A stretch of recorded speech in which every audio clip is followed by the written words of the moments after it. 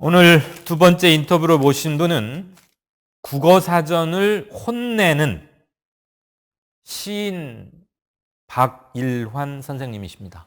어서 오십시오. 예, 반갑습니다. 더운데 이렇게 멀리 오시게 해서 죄송하고 고맙습니다. 아니요, 오히려 불러주셔서 제가 고맙습니다. 아유, 별 말씀입니다. 얼마 전에 한겨레 신문에 굉장히 크게 인터뷰가 났고요. 제가 각 신문의 피플란을 꼭 챙겨보는 건 아닙니다만 거기에는 진짜 인터뷰를 해야 할 보석 같은 분들도 계시고 때로는 민원성으로 이렇게 인터뷰를 하기도 합니다. 예. 저도 신문사에 오래 있어봐서 아는데 뭐 함량이 안 된 분을 억지로 인터뷰한다 이런 뜻은 아닌데 누구의 부탁으로 아는 사람의 뭘로 누가 뭐 책을 냈다 이래서 하기도 하고 했던 관행이 있었습니다. 그런데 제가 이분의 기사를 딱 보자마자 이분은 꼭 한번 모셔야겠다 이런 생각을 했습니다. 왜 이렇게 사전을 혼내십니까? 뭐 혼낼 만한 예. 그런 사전이니까지 혼내는 거고, 제가 뭐 이렇게 마음이 못 돼가지고 혼내지 않아도 될 걸 혼내고 뭐 이럴 순 없으니까요. 예. 그러니까 혼내고 싶지 않은데 들여다 볼수록 좀 화가 나요. 예. 그러다 보니까 책까지 쓰게 됐죠. 선생님께서 박일환 선생님께서 쓰신 책이 2015년에 미친 국어사전이라는 게 있고 그 4년 뒤인 올해 국어사전 혼내는 책 이렇게 내신 게 있어요. 시집이나 소설은 빼고 지금 예. 사전 관련해서만. 예. 맞습니까? 맞습니다. 네. 처음에 내신 책이 미친 국어사전인데 미쳤다? 또 전직 학생들을 가르치시는 교사를 지내시기도 했고 오랫동안. 그렇다고 보면 단어나 용어 선택에 특별히 더 조심하시고 본보기가 되시려고 애를 많이 쓰실 것 같은데 미친 국어사전 이거 조금 심한 거 아닙니까? 얼마나 심하죠. 미쳤길래. 당연히 심하고, 네. 저도 이제 책을 내면서 이런 식으로 책 제목을 붙이는 건 그냥 아니다 라는 생각을 분명히 했죠. 처음에 작업할 때는 이상한 국어사전 혹은 뭐 수상한 국어사전 뭐 이런 식으로 제목을 붙이고 했는데, 작업을 하다 보니까 잘못되거나 틀린 거나 엉터리가 너무 많이 눈에 띄니까 말 그대로 이게 국어사전이 미친 거 아니야? 이런 생각을 하게 됐고, 출판사 그 대표님하고 또 이렇게 아무래도 책 제목 상의를 하는데, 그 미친 국어사전 이렇게 갔을 때 아주 그냥 확 사람들에게 그 전달은 되겠지만 이런 식으로 좀 가면 자극적인 거 아니냐? 자극적이고 선정적인 제목인데 괜찮겠냐 하니까 그 대표님도 원고를 쭉 다 읽어보더니 미친 거 맞네요. 그냥 갑시다. 그렇게 해서 제목을 그렇게 정하게 됐습니다. 예, 물론 책 제목이라는 게 좀 더 튀고 그래서 좀 각인되기 쉽게 그래서 좀 항용 과장되거나 부풀리거나 좀 강도를 높이는 표현들이 많긴 한데 저도 처음에는 그런 생각을 잠깐 하긴 했었습니다. 예. 그런데 사전을 이렇게 꼼꼼히 원래 글을 쓰시는 분이니까 사전을 많이 보셨겠죠. 예. 그래서 꼼꼼히 뜯어보다 보니까 이상하다, 수상하다, 좀 잘못됐다, 이건 심하다. 그러다가 스스로도 이 정도면 이거 사전이 미친 거 아니야? 대표적인 사례 몇 가지만 좀 들어주시죠. 미친 사전. 뭐 너무 많아서 그런데 아주 간단하게 아니면 뽑아보면 그 특징, 미친 그 사례의 분류별 카테고리 특징을 말씀하셔도 좋고. 그러니까 이런 거죠. 일단 국어사전은 그러니까 일단 말 뜻을 정확하게 잘 풀어야 되잖아요. 예. 엉터리 풀면 안 되잖아요. 그렇죠. 근데 뭐 너무 어렵게 풀거나 아까 이제 퀴즈 낸 거 예. 정말 독자가 알고 이게 뭔지를 딱 알아야 되는데 모르는 거죠. 뭘 뜻하는지. 그럼 사전으로서 역할을 못하는 거 아니냐. 그래서 너무 어렵게 푸는 거. 어렵게. 두 번째는 결정적인 뜻풀이가 틀렸다는 거죠. 아예. 그거는 사전으로서 정말 심각한 결점 아닙니까? 아주 간단한 단어부터 예를 들면 네. 예를 들어서 여기 뭐 흰색, 하얀색 예. 아주 쉬운 단어잖아요. 예. 흰색을 뭐라고 풀었냐면 눈이나 우유의 빛깔과 같이 밝고 선명한 색. 하얀색은 깨끗한 눈이나 밀가루와 같이 밝고 선명한 흰색. 예. 근데 흰색과 하얀색은 사실 같은 말인데 예. 풀이도 약간 달라요. 그러면서 끌어들이는 게 눈처럼 하얗다는 게 이해가 돼요. 네. 근데 흰색을 설명하면서 우유의 빛깔과 같이, 하얀색을 설명하면서는 밀가루와 같이. 그러면서 뒤에 말하면 밝고 선명하다고 그랬어요. 우유와 밀가루를 밝고 선명하다라고 이해할 사람이 과연 사전 만든 사람 외에 과연 있을까요? 우유가 밝고 선명하지는 않잖아요. 희다고 볼 수 있지만 밝고 선명하진 않죠. 네, 밀가루도 마찬가지고. 음, 처음에 그냥 단순히 그냥 눈처럼 그 투명한 색, 뭐 이 정도 했으면 되는데, 네. 뒤에 왜 밀가루와 우유를 끌어들여서 이렇게 설명을 했는지 이해하기가 어렵고, 이런 식으로 따지면 굉장히 많습니다. 예를 들어 뭐 말갈기 그러면 뭐 목에 난 털이잖아요. 목에 네. 갈기. 근데 목부터 등까지라고 돼 있어요. 근데 아무리 제가 말사전 다 봐도 등이 시작되는 지점, 목이 끝난 지점까지만 있지 등에는 없거든요. 아하. 그래서 갈기를 찾아보면 거긴 등이란 말이 없어요. 음흠. 목덜미에 난 털이라고 돼 있거든요. 그런데 말 갈기를 갈기는 찾으면 말의 목부터 또 등까지 뭐. 등까지. 지금 등에는 안장을 넣는 그렇죠. 거기잖아요. 등은. 일부러 내가 말사전을 여러 개 다 찾아봤더니 네. 등에 털 나 있는 말은 못 봤습니다. 아까 그 흰색, 하얀색을 설명하시는 과정에서 지금 그 인용하시는 게 표준국어 대사전이에요. 표준국어 대사전이죠. 네. 말 그대로 표준이 되어야 하는데 흰색과 하얀색을 그렇게 구분하려다 보니까 기계적이고 좀 옹색하게 된 감도 있고, 뭐 밝고 뭐라고 그랬어요? 밝고 선명한. 밝고 선명한. 그다음에 우유나 밀가루처럼. 예. 그게 아마 영어식을 번역해 놓은 거 아니에요? 혹시? 영어나 아마 일본어 사전 이런 걸 이제 그 참고하면서 아마 뒤죽박죽 자신들이 혼란이 온 것 같아요. 네. 또 하나 말이에요. 사전은 당대를 반영하는 거울이지 않습니까? 이를테면 그렇죠. 이광수, 물론 그분은 주로 일본어로 글을 많이 썼습니다만, 예. 그때 있던 우리 사전, 뭐 말모이라는 영화도 얼마 전에 예, 나와서 그렇죠.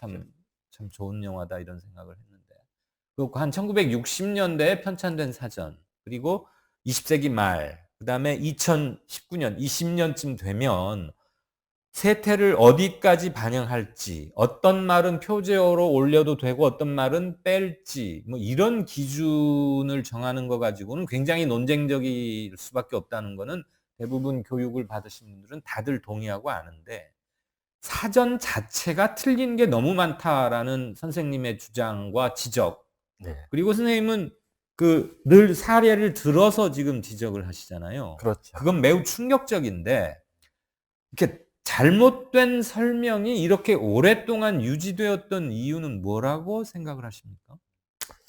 크게 보면 처음에 이제 국어사전을 만들기 위한 분들의 노력이 굉장히 컸고, 네. 그래서 이제 각해서 국어사전이라는 게 우리 앞에 나타났는데, 그 이후에 이제 많은 사전이 또 나왔습니다. 그 앞에 걸 보완하고 네. 또 새로운 낱말을 추가하고.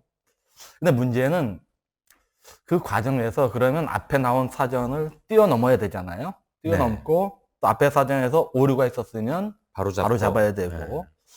근데 그런 모습이 안 보인다는 거예요. 그러니까 어휘수만 늘리고 이렇게 부피만 늘렸지 앞에서 이뤘던 그 성과를 뛰어넘거나 잘못된 걸 바로잡거나 하는 노력들이 없이 그냥 덧붙이기만 했다는 느낌이 들다 보니까 초기의 오류가 지금도 수정되지 않고 쌓이는 이런 현실이 나타난 것 같습니다.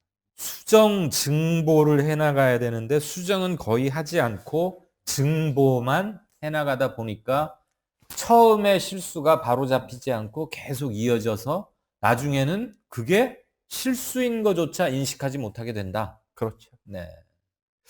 그러면 사전은 정말 말 그대로 기준이 되는 것이지 않습니까? 우리가 사소한 논쟁이 벌어졌을 때 누구 말이 맞나 보자 하고 사전이나 백과사전류를 이렇게 찾잖아요. 요즘은 휴대전화에 다 사전이 탑재되어 있으니까 더 쉬운데. 그럼 사전이야말로 통일된 어떤 조직이 분명한 원칙을 가지고 만들어 나가야지 여러 군데에서 만들면은 자꾸만 더 어지러워지진 않을까요, 혹시? 꼭 그렇지는 않고요. 지금 대표적으로 뭐 국어사전 조그만 거 말고 대사전이라고 할 때 네. 그 국립국어원에서 내는 표준국어 대사전이 있고 예. 그다음에 고려대에서 이제 내는 고려대 한국어 대사전이 있거든요. 네. 근데 거기 보면 편찬 방침이 조금씩 달라요. 예. 가령 예를 들면 이제 같은 우리말은 하나의 낱말에 뜻이 여러 개가 있는 경우가 있잖아요. 네. 그럴 때 표준국어 대사전은 가장 중심이 되는 의미를 1번 풀이로 달고 2번 풀이는 거기서 파생된 의미의 풀이를 달거든요. 예. 근데 고려대에서 만든 사전은 또 원칙이 약간 다르더라고요. 거기는 어떻게 그냥 원칙을 중심 의미가 먼저가 아니라 지금 그 말이 시대에 따라 말의 의미가 변하고 새로운 의미가 덧붙기도 하는데 가장 많이 쓰이는 의미를 먼저 1번에 놓고 가장 많이 쓰이는 것과 중심된 의미의 차이는 뭡니까? 다를 수가 있죠. 예를 들어 무대라는 말, 물결이란 말은 물결치잖아요. 근데 여러 가지 뜻이 있죠. 예. 근데 그러면 표준국어 대사전은 무대 그러면 이게 연극을 상연하게 이런 거잖아요. 네. 근데 그런 의미보다 예를 들어 뭐 정치 무대에 오르다, 뭐 연예 무대에 오르다 이런 뜻이 있잖아요. 그렇죠. 근데 예를 들면 정치 무대에 오르다 할 때 이 무대 뭐 이런 게 사람들이 입에서 더 많이 쓴다는 거죠. 그럼 고려대사전은 그걸 앞에 올리고 표준국어 대사는 원래 뜻을 앞에 올리고. 예. 근데 이건 어느 것이 옳다 그르다가 아니라 그 국어사전 만드는 사람들의 자신들이 편찬 의도. 이게 독자를 바라봤을 때 어떤 게 옳으냐라고 하는 자신들 같은 신념이랄까요? 기준이기 때문에 네. 저는 그분에 있어서 뭐 어휘만 정확히 풀고 했으면 그런 차이는 있을 수 있다. 예. 예. 좀 더 정확한 인터뷰를 위해서 중간 질문을, 보충 질문을 다시 드리겠습니다. 예. 저는 편찬 의도를 달리하는 것을 얘기 드리는 게 아니고, 동일한 일테면 표준 국어 대사전류 같은 게 출판사마다 펴낸다거나, 일테면 민음사에서 펴내고, 예전에 그랬잖아요.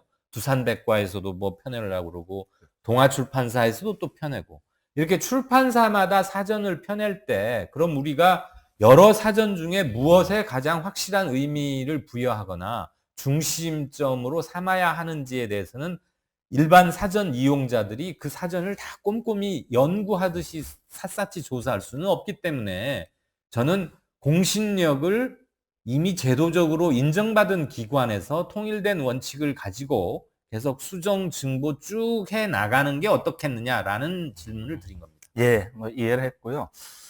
그러다 보면 이제 표준국어 대사전이 아무래도 국립국어원이라는 그 국가가 세운 그 기관에서 예. 내는 사전이니까 가장 중심을 잘 잡고 체계를 잘 잡고 말 그대로 이렇게 표준이 돼야 되는데, 네. 그럼에도 이제 다른 출판사에도 많이 냈습니다. 요즘은 이제 사전 내는데 비용이 많이 드니까 잘 못하고는 있지만 예. 그러면 각자 똑같은 낱말을 풀더라도 어떻게 해야 쉽고 간명하고 또 정확하게 풀까, 이게 어느 정도 경쟁이 되면 예. 표준국어 대사전도 다른 데 나온 걸 참고해서 이렇게 푸는 방식이 더 좋겠네 한번 받아들여야 되는데, 예. 저는 좀 아쉬운 게 그런 부분이 좀 부족하다는 거죠. 우리 표준 국어 대사전에. 그래서 누구든지 사전 만들 수 있으니까 네. 정말로 잘 만들기 위한 노력들을 각자 하고 그렇게 해서 나온 것 중에 가장 좋은 표현이나 좋은 풀이 방식이나 좋은 해설을 받아들여서 좀 더 서로 상승하는, 발전하는 그런 사전이 되면 좋겠는데, 표준 국어 대사전이 그 역할을 해야 되는데 그 부분을 못하는 것 같아서 너무 좀 아쉽습니다. 그 말씀은 참 뼈 아프네요. 수정 증보는 말의 특성상, 언어의 특성상 늘 말도 태어났다가 사멸하고 변화해가는 과정을 거치니까 사전 역시 수정 증보는 필수적인 작업인데, 수정은 이루어지지 않고 증보만 해온 것 같다라는 것은 사전이 수행해야 하는 기능의 반 정도는 아예 묵혀버렸다, 이런 얘기 아닙니까? 그러니까 예를 들어서 이런 겁니다. 이렇게 시대가 바뀌었으니까 풀이도 좀 바뀌어야 되거든요. 그럼 노비라는 말을 보면 표준국어 대사전에 이게 뭐 조선시대까지 노비가 있었잖아요. 그 풀이가 이렇게 되어 있습니다. 탄해종과 계집종을 아울러 이르는 말.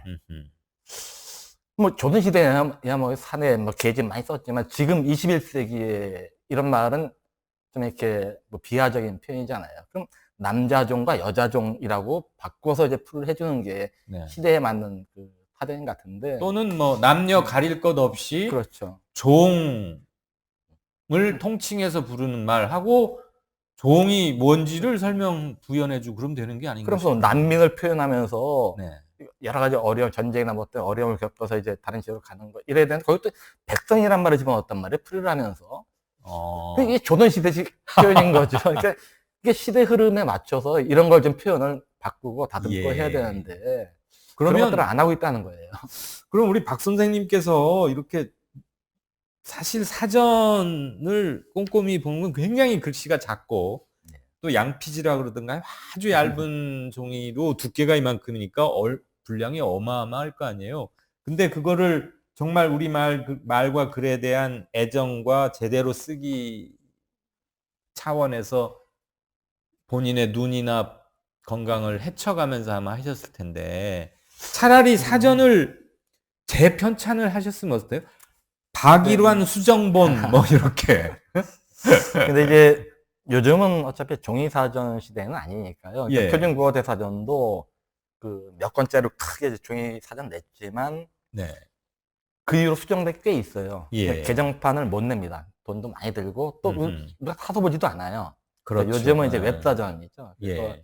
인터넷 공간에서 이제 그럼 웹을 쉽게 쓸 수정하면 수가- 되죠. 그렇죠. 더 쉬울 것 같은데 예. 오히려 또 그게 안 돼요. 근데 보면 고려대 한국어 대사전은 거의 그 대학이란 기구이긴 하지만 그 나름대로 수정 작업이 좀 빨리 이루어지는 편이에요. 아하. 근데 이 국립기관이니까 표준국어 대사전은 그게 자체 안 돼요.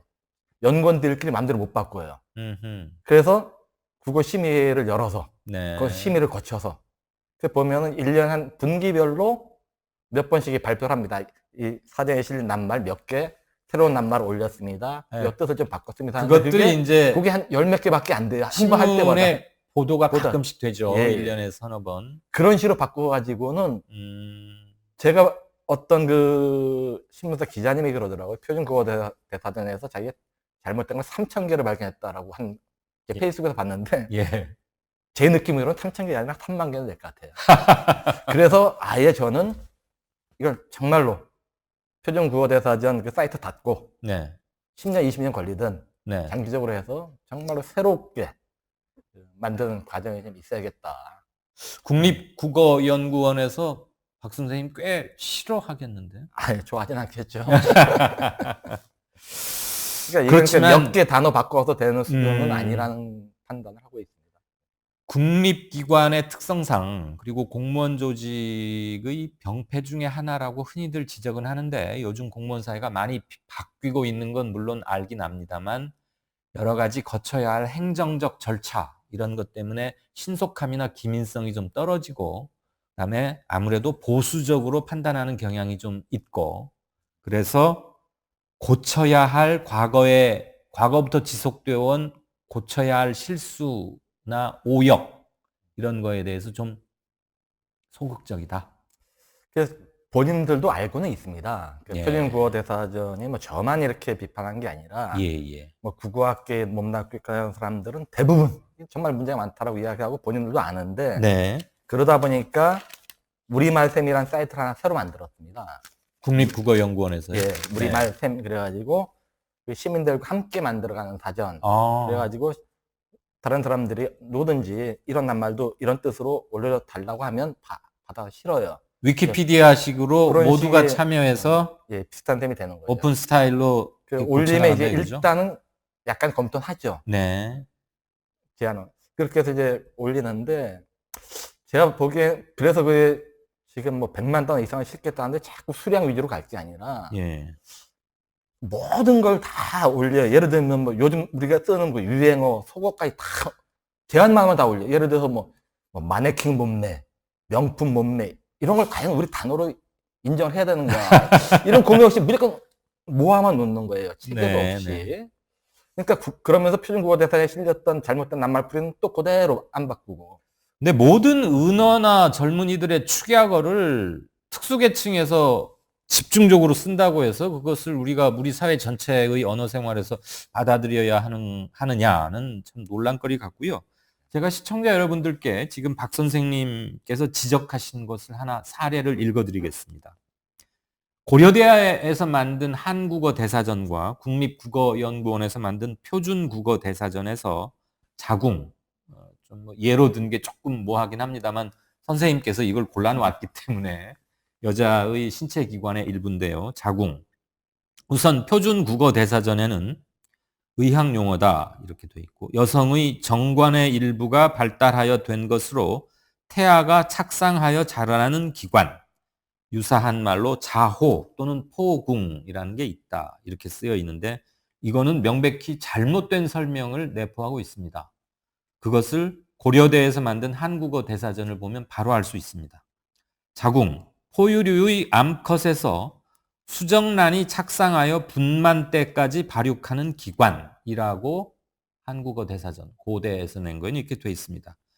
표준국어 대사전에 여성의 정관의 일부가, 여성에겐 정관이 있을 수가 없죠.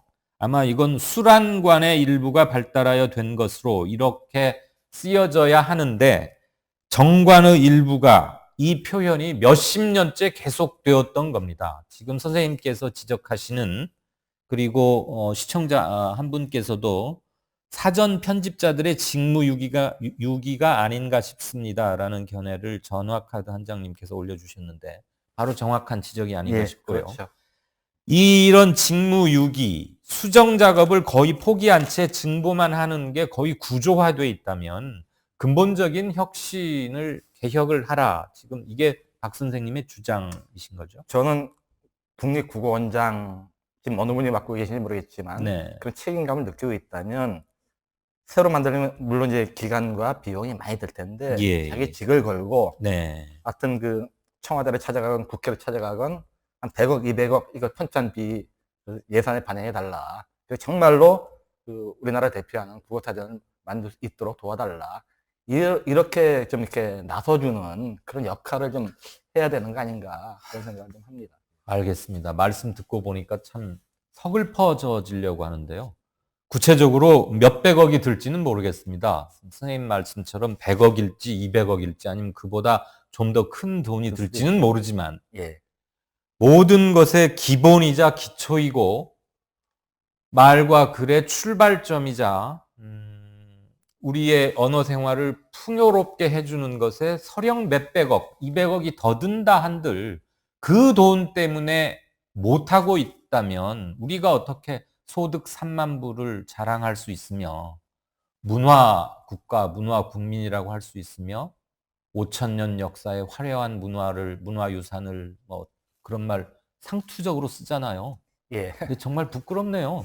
부끄러운 일이죠. 몇백억 때문에 제대로 된 국어 사전을 갖지 못한다면 우리가 유럽의 뭐 유구한 역사와 독특한 문화를 갖고 있고 자랑하는 그런 나라들에게 우리도 못지않게 이런 게 있다라고 정말 내놓을 수 있을까 하는 생각도 들고 그런데 쓰는 돈 그거 저 무슨 호화 리셉션이니 뭐 그런 거 몇 번 안 하고 그럼 되는 거 아닙니까? 그러면 우리나라 경제 규모나 뭐 그러게요. 예산만 따져도 그거 정말 쥐꼬만큼만 떼도 되거든요, 사실. 우리가 몇백억이 얼마 안 되거든요. 1년 예산이 지금 500조가 내년 넘어가는데 예?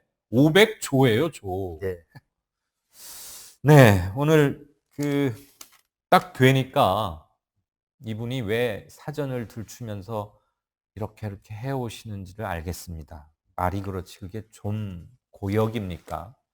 그런데도 한 개인이 우리 말, 글 생활의 품위와 정확성을 위해서 이렇게 하는 거라면 이 사전 편찬을 본연들의 고유한 업무로 삼고 있는 기관에서는 당연히 박 선생님이 드리는 노력보다 더 해야 되는 게 당연한 거 아니겠어요? 당연히 그래야 되는데 저도 왜 그런 노력들을 못 하고 있는지 안타깝기도 하고 나름대로 고충은 또 들어보면 있겠지만 공직자라는 것은 공동체 전체를 위해서 자신의 일부를 희생하고 그걸 희생이라고 여기지 않는데 그 특징이 있는 게 아닌가 하는 생각 듭니다. 지금 가져오신 책이 예, 국어사전 혼내는 책. 예. 국어사전 혼내는 책. 우리말의 집을 튼튼하게 짓기 위하여라는 부제가 달려 있네요. 박일환 지음. 네. 알겠습니다. 이건 제 개인적으로라도 꼭 필요해서 사서 공부를 하겠습니다. 선생님의 이런 작업이 독립된, 고립된 어느 한 개인, 어느 한 시민의 그냥 외로운 작업에 그치지 않게 되기를 저희들도 힘 닿는 데까지 동참하겠고요. 오늘 귀한 말씀 감사합니다.